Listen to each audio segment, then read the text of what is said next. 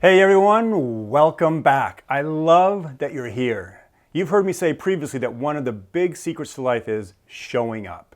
If you want success in anything, you have to show up. Seriously. You may have heard of James Dyson, creator of the Dyson vacuum cleaner and other really cool inventions. He showed up. In fact, before he was able to create one of the best-selling vacuums, he built over 5,000 prototypes. 5,000! Can you imagine showing up to work after thousands of failed prototypes and still continuing on? Well, he did. And he did continue even when he was basically broke and had massive debt. And when he came up against obstacle after obstacle, he continued to show up. And as a result, he's experienced huge success. Success in his invention, success in his personal life, and success financially. He's worth around $4 billion and his company is still privately held. Absolutely impressive. You see, you can't create the wealth you want if you don't show up for work or show up to create that business. You can't create health and vitality if you don't show up to the gym. You can't make it on the team if you don't show up for the tryouts. Showing up is required for your life if you want any level of success. You can tell I think this is pretty important. All right, let's take a look at where we are now. In the previous sessions, we learned about beliefs. Then we learned about pain and pleasure, or the carrot and the stick. And today we're going to learn about another unseen force. It's the one that prevents us more than any other from showing up. So please sit up and listen to this, because this unseen force is powerful. Its main focus is to keep us safe. And that means keep us out of danger. And it's unbelievably diligent. It never lets its guard down. It's at attention 24/7. Yes, even while you're sleeping. Not even kidding. This giant is so good at what it does that it actually makes stuff up. It sounds crazy, but yes, it actually fabricates stories in our mind because of how diligent it is. And we're talking about fear. Buckle up. I've got a lot to say about this force that holds so many of us captive. Let's get to it. First off, there are three main fears that we brilliant, amazing, and crazy humans have. What are they? The fear of failure, the fear of not being good enough, and the fear of loss. So what do I mean by that? Well, let's look at each one. The fear of failure. This is what keeps us out of the game of life, or keeps us playing a very small game of life. Most of us prefer to watch the game from the sidelines where it's safe. In fact, many of us were too afraid to try out for the team because we feared what? We would not be good enough, or that we would fail and not make the team, right? Or we wouldn't get the job, so why even go to the interview? Or we were afraid we weren't good enough to get the part, so why go to the audition? Some of us are afraid we'll get hurt, or that we can't do it, or that we'll get it wrong. We'll lose friends, be laughed at. And the big one? We're afraid that we won't be loved. And if we're not loved, well, that can feel like dying. Yes, our fears run deep. Fear actually convinces us that if we fail, it would feel like dying. This doesn't have to make sense. Fear is not rational. Remember, its main goal is to keep you safe. Avoid pain, avoid death. And if it sees anything that appears remotely like something that would bring you harm or hurt, it'll throw up red flags, it'll sound the sirens, it'll raise the drawbridge and prepare for fight or flight.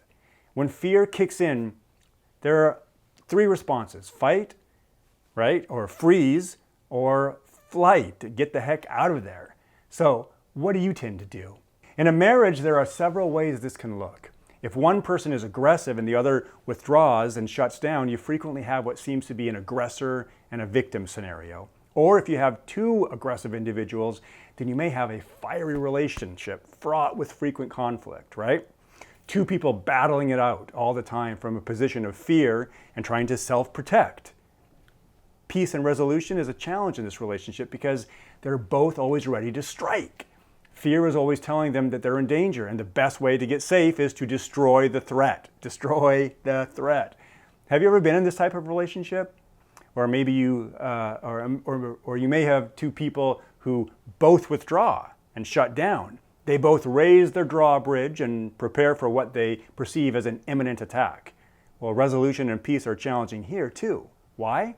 Because you can't reach them. They've sealed off communication and are ready to retreat and go elsewhere. They're ready to go to higher ground, seek safety somewhere else. Fear is telling them, move on quickly, get safe, retreat, go and go now. Plug your ears, shut your mouth, and get a move on. Fear is watching out for us. It still thinks we're in the days of hunting and gathering, that we need to be watching out for predators that are hunting us for its dinner. This is why it's so powerful. It literally cannot tell the difference between an actual life and death situation and a situation such as having to get up and make a speech to a crowd, for instance. To fear, it feels like death is a possible outcome, and the body responds accordingly. Adrenaline, sweat, stress, heart pounding, everything inside tells you something is wrong. Fear will always be with us, and we can't get rid of it totally. But like the rest of that the unseen forces, we can learn to manage it. And we're going to get to that in just a minute. All right, so we have the fear of failure. Another type is the fear of not being enough. What do I mean by that? I mean the fear of not having enough, having value, for instance, not having worth. Now, it's not really based on performance. It's about thinking that something in our core is not good enough, that there is something inherently wrong with us. I remember in grade school lining up against the wall for PE, and there would usually be two captains for baseball or dodgeball, and they would pick the teams. And let me tell you, that was brutal. Seriously. I know there was no harm intended, but almost every single time, the same people were the last to be picked. They were standing there until the last. And how do you think they felt? Were they smiling? No, their heads were down. There was no smile. This was not fun. The message was clear. They were not good enough. They did not have value for this game. And for this life, that's ultimately what they would make it mean. I don't have value for this life. So when they got up to bat or to shoot or throw the ball, their fears were confirmed as they missed, or they didn't catch it, or they tripped, or they got out. They failed. Everyone knew they would, and they felt terrible about it. It's why they disliked PE, why many of them didn't like recess. They felt outcast. It felt like a form of dying. There was no connection, no high fives, no good job, no value. The fear of not being good enough, the fear of failure, these two fears can destroy your life. You can be so paralyzed by fear that you stop taking action, or it can trick you into thinking that danger is everywhere. And if you're the type that chooses to fight, then you're always ready to be fighting, always ready for conflict, even initiating it. Do you know anyone like that? Are you in a relationship with somebody like this? Is this you? The good news is that we can learn to manage fear. The first step is to recognize it. You recognize the feeling of some sort of feeling of being threatened. Do you feel like you want to fight or run or shut down? Do you feel like you need to prepare to engage in conflict or get ready to get the heck out of here? These are the telltale signs. Is your heart racing? Do you feel the adrenaline? Feel shaky or flush? This is a sure sign that fear is at play. That's the first step. Recognize the signs in the body. Now, the second step is to ask yourself a critical question. What is happening right now? What is happening right now? Why do I feel threatened? Am I worried I might fail? Am I worried that I might mess up and look bad, embarrass myself? Am I worried I might look foolish or get tricked? Am I worried I'll let somebody down? Am I worried I won't be loved, or that someone will take their love from me? Am I worried that I won't be accepted, or worse, that I'll be rejected? Which of those are you worried about? Your answer will be one of those every single time. Now here's the deal. Fear may be giving you a legitimate warning. You may be in danger for your life, but most of the time, it's not.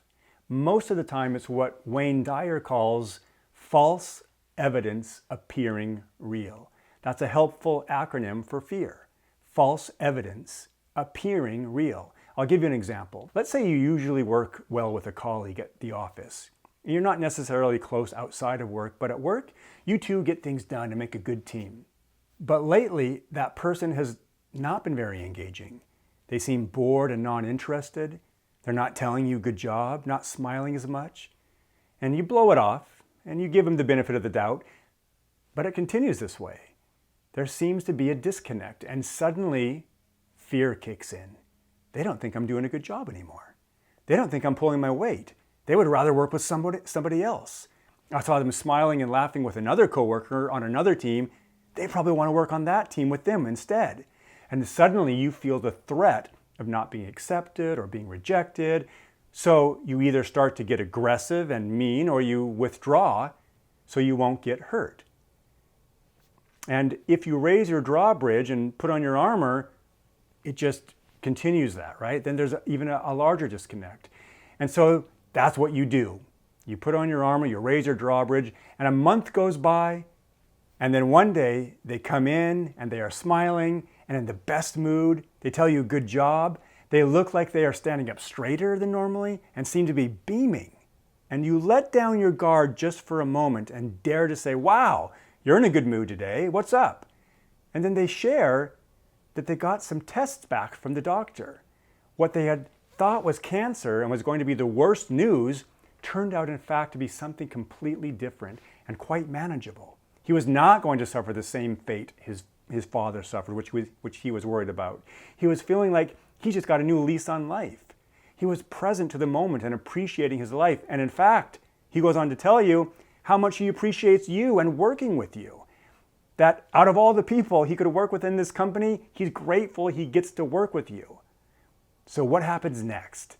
Well, what happens next is your drawbridge crashes to the ground. Your armor melts off. You tell fear to stand down. You see, it was false evidence appearing real. It appeared real to you all the while it was never about you, never concerned you. And instead of managing your fear, you let it run you. But now you know. Fear will run your life if you let it, but you can manage it. Fear is not a bad thing. It's just trying to keep you safe, and it is zealous. It's zealous in its endeavor to do so.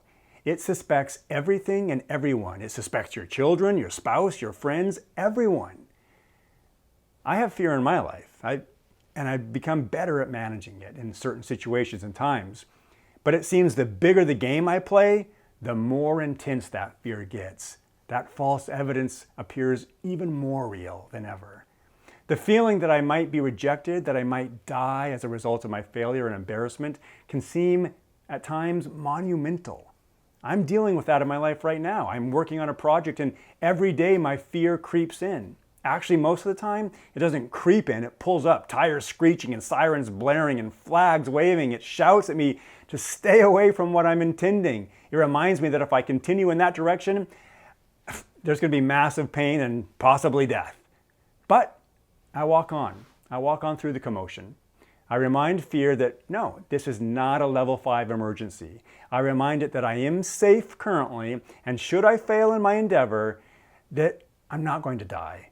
Rather, I'm going to learn. I'll become wiser. I'll become more experienced. I'll become stronger. I'll become better prepared and more effective for next time. So I thank fear for doing its job and then choose courage and proceed ahead. Still afraid, but focused on that which inspires me. I focus on the positive that could happen, that I believe will happen should I keep going. I see the end result and it motivates me to keep going, and I also reach out to my support system. I share with my partner about my fear and she confirms that I'm on the right track to keep going, that I am capable. She reminds me that she's there to help me, support me, that I'm not alone, and that no matter what happens, she loves me. I have value. And I know she's right. I know I have value. I know I matter. And I know I have something to offer others. I know I make a difference, not because anyone else says so, but because I say so. Because it is my life and I'm the author of my life. Now, of course, it's always good to hear her say it too, and other people say it. It feels good, right? We always want to feel good, and that's always what we're after. There's so much to say on this topic. But for now, Take a look at how fear operates in your life. Can you identify it in your life? Is it holding you back from playing a big game? Is it holding you back from loving the way you want to love? Is it holding you back from contributing or letting others contribute to you? What has been the cost or impact to your life from not managing your fear? What opportunities have you missed out on? Have you sacrificed love, money, or connection, or experience? And then my other question is, in what area of your life will you no longer let fear rule you? Where will you stand up and choose courage instead? That's an exciting prospect. All right, guys, it's time to wrap this video up. There is one more final video for this course, but I want you to understand that transformation and personal development take time. So I'm going to provide a way for you to continue learning, continue working with me, and moving forward. I want you to gain traction and create momentum so you can launch your life and create the lasting changes you desire. You matter, you have value, and this world needs people like you. If you're in this conversation, then you are exactly the type of person this world needs. So get out there, be a source of kindness, be a source of contribution, stay in action. Remember, someday has arrived. Your life is right now, and I believe in you.